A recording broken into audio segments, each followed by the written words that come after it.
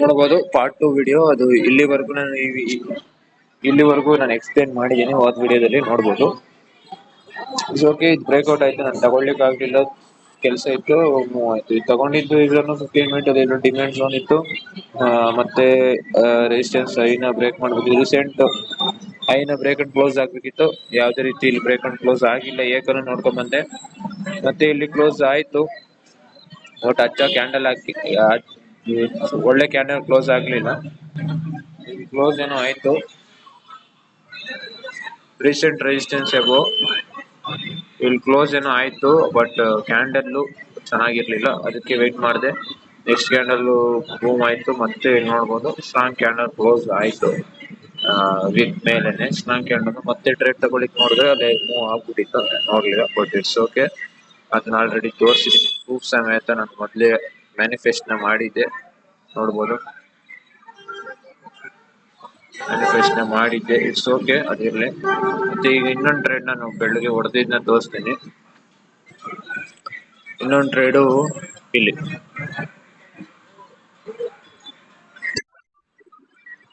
ಒಂದು ಝೋನ್ ಇತ್ತು, demand zone ಇತ್ತು.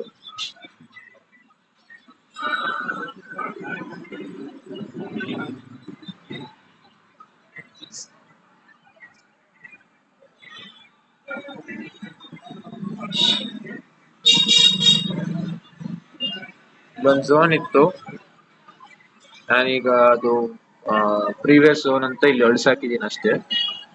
ಇಲ್ಲೊಂದು ಝೋನ್ ಇತ್ತು, ಸ್ಟ್ರಾಂಗ್ ತೋರಿಸ್ಬಿಡ್ತೀನಿ. ಬರೋ ನೋಡಿದ್ರೆ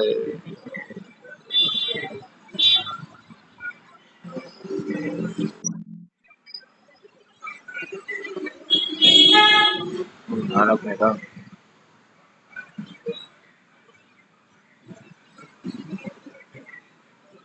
ನೋಡ್ಬೋದು, ಮಲ್ಟಿಪಲ್ ಟೈಮ್ ಟಚಸ್ ಆಗಿರೋದು, ಮಲ್ಟಿಪಲ್ ಟೈಮ್ ಟಚಸ್ ಆಯಿತು. 4 ಅವರ್ 2 ಅವರಲ್ಲೆಲ್ಲ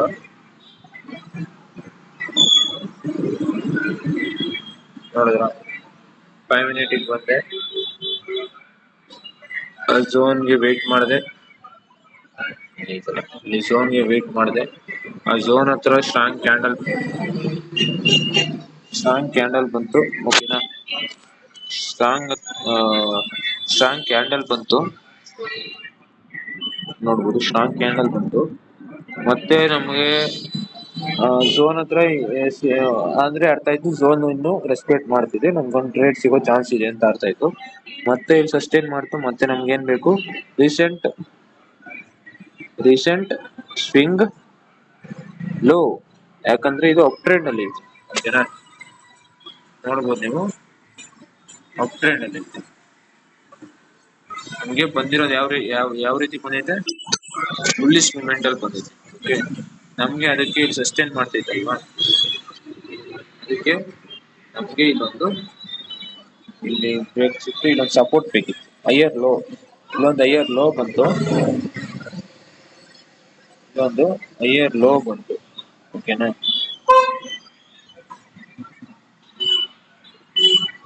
ಈ ಹೈಯರ್ ಲೋನ ಇಲ್ಲಿ ಒಂದು ಹೈಯರ್ ಲೋ ಬಂತು, ಹೈಯರ್ ಲೋನ ಬ್ರೇಕ್ ಅಂಡ್ ಕ್ಲೋಸ್ ಆಯ್ತು. ಅವಾಗ ನನ್ನ ಟ್ರೇಡ್ ಎಂಟ್ರಿ ಆಗಿಲ್ಲ. ಬಿಕಾಸ್ ಏನಕ್ಕಂದ್ರೆ ಇಲ್ಲಿ ನೋಡ್ಬೋದು, ಏನಕ್ಕೆ ರೀಸನ್ ಏನಕ್ಕೆ ಅಂತ ನೋಡ್ಬೋದು. ಸ್ಟಾಪ್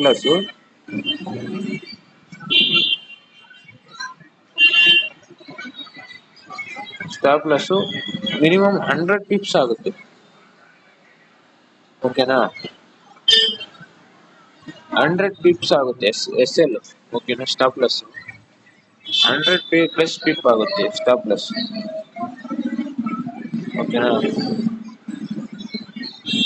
ಎಂಟ್ರಿ ಆದ್ರೆ 95+ 100+ ಹತ್ತತ್ರ ಸ್ಟಾಪ್ ಲಾಸ್ ಆಗುತ್ತೆ. ಅದಕ್ಕೆ ನಾನೇನ್ ಮಾಡಿದೆ, ವೇಟ್ ಮಾಡಿದೆ ರೀಟ್ರೇಸ್ಮೆಂಟ್. ಓಕೆ, 95 ಸಮಥಿಂಗ್ ಅಂದ್ರೆ 90+ ಅಂದ್ರೆ 100. 90 ಎಲ್ಲ 95 90 ಎಲ್ಲ ಎಸ್ ಎಲ್ ಇಡಬಾರ್ದು ಜಾಸ್ತಿ.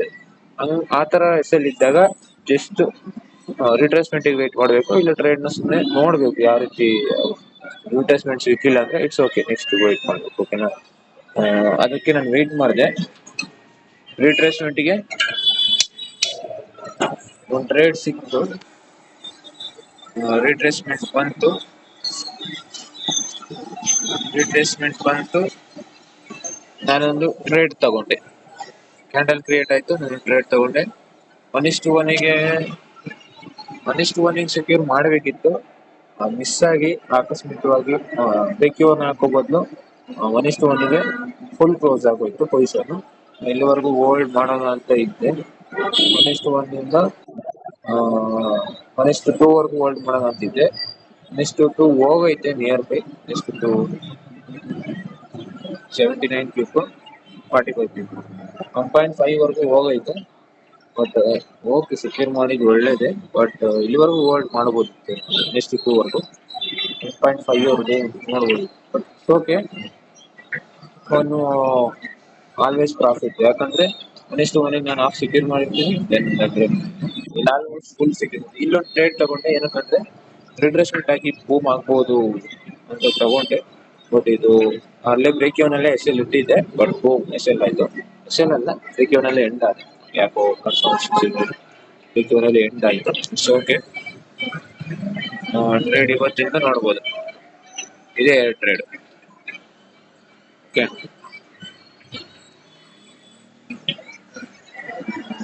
ಇದು ನನ್ನ ಇವತ್ತಿನ ಲಾಜಿಕ್, ಇವತ್ತಿನ ಏನದು ಕನ್ಫರ್ಮೇಶನ್, ನನ್ನ ಸ್ಟ್ರಾಟಜಿ ವರ್ಕ್ ಮಾಡಿರುವಂತ ಟ್ರೇಡ್ಸ್. ಓಕೆ, ಇಲ್ಲಿಂದ ಎಷ್ಟಿತ್ತು, 500 ಪಿಪ್ಸ್ ಹೊಸದಿನ ಕ್ಯಾಪ್ಚರ್ ಮಾಡಿದ್ದೆ. ಇನ್ನು ಒಂದು ಮಿನಿಮಮ್ ಒಂದು 600 ಪಿಪ್ ಅಂತ. ಓಕೆ, ಮತ್ತೆ ಇನ್ನೊಂದು ಟ್ರೇಡ್ ನಾನು ಮಿಸ್ ಮಾಡಿದೆ. ಓಕೆ, ಇನ್ನೊಂದು ಟ್ರೇಡ್ ನ ಮಿಸ್ ಮಾಡಿದೆ. ಏನಕ್ಕೆ ಮಿಸ್ ಆಯ್ತು ಅಂದ್ರೆ 5 ಮಿನಿಟ್ ನ ನೋಡ್ಕೊಂಡು ಕೂತಿರೋದಕ್ಕೆ ಮಿಸ್ ಆಯ್ತು. ನಾವೇನ 3 ಮಿನಿಟ್ ಅಲ್ಲಿ ಎಕ್ಸಿಕ್ಯೂಟ್ ಮಾಡಿದ್ರೆ ಈ ಒಂದು ಟ್ರೇಡ್ ನ ಕ್ಯಾಪ್ಚರ್ ಮಾಡಬಹುದಿತ್ತು. ಯಾವುದು ಇಲ್ಲಿದೆಯಲ್ಲ, ಈ ಫಾಲ್,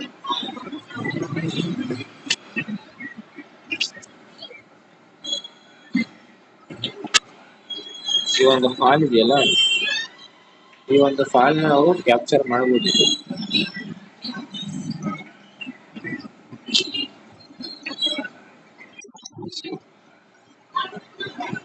ಈ ಒಂದು ಫಾಲ್ 200, 250, 600, 700, 800, 850, 800 ಪಿಪ್ ಇದು ಸೇರಿದ್ರೆ ಹೇಗೆ ಕ್ಯಾಪ್ಚರ್ ಮಾಡಬಹುದಿತ್ತು ಅಂತ ಹೇಳ್ತೀನಿ.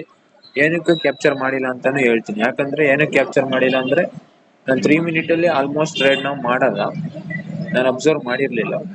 3 ಮಿನಿಟ್ ಅಲ್ಲಿ ಈ ಮಿಸ್ ಆಗಿರೋ ಟ್ರೇಡ್ ನೆಲ್ಲ ಅಬ್ಸರ್ವ್ ಮಾಡ್ತಾ ಇದ್ದೀನಿ, ವಿನ್ ಆಗಿರೋ ಟ್ರೇಡ್ ಅನ್ನು ಅಬ್ಸರ್ವ್ ಮಾಡ್ತಾ ಇದ್ದೀನಿ, ಲಾಸ್ ಆಗಿರೋ ಟ್ರೇಡ್ ಅಬ್ಸರ್ವ್ ಮಾಡ್ತಾ ಇದ್ದೀನಿ.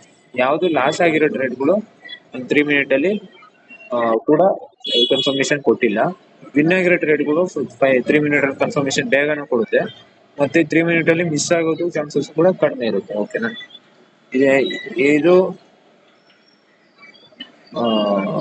ಹೆಂಗೆ ಮಿಸ್ ಆಯ್ತು ಅಂತ ಹೇಳ್ತೀನಿ ಕೇಳಿ.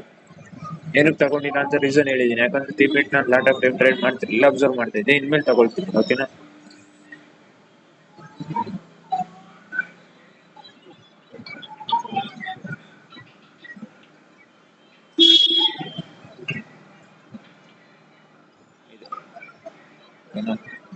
ಏನು ಹೆಂಗೆ ತಗೋಬೋದಿತ್ತು ಅಂದ್ರೆ ಟ್ರೇಡ್ ಲಾಜಿಕ್ ನೋಡಬಹುದು. ಝೋನ್, ನಮ್ ಝೋನ್ ನ ರೆಸ್ಪೆಕ್ಟ್ ಮಾಡಿದೆ, ಈಗ ರಿಜೆಕ್ಷನ್ ಬಂದಿದೆ.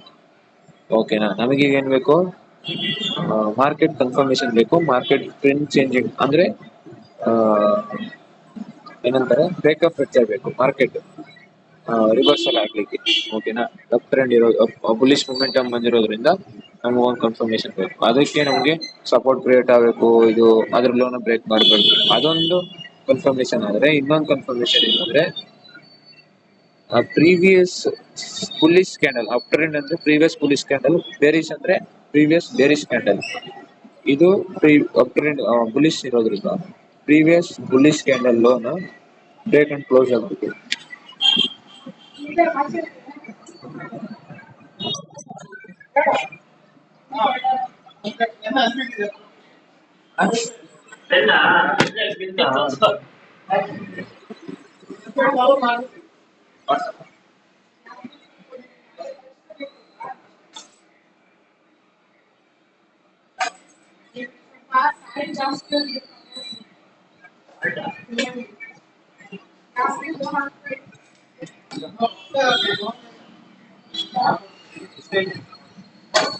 ಇಲ್ಲ